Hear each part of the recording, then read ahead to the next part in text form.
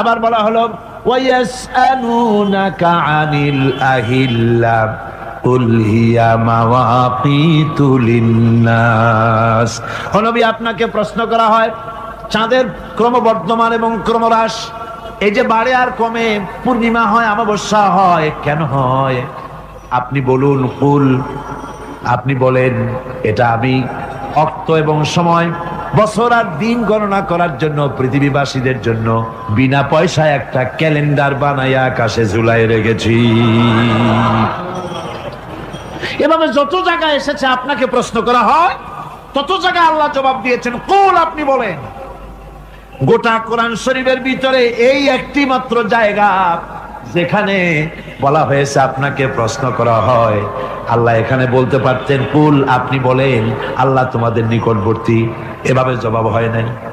এটা কায়দাটা হলো এই।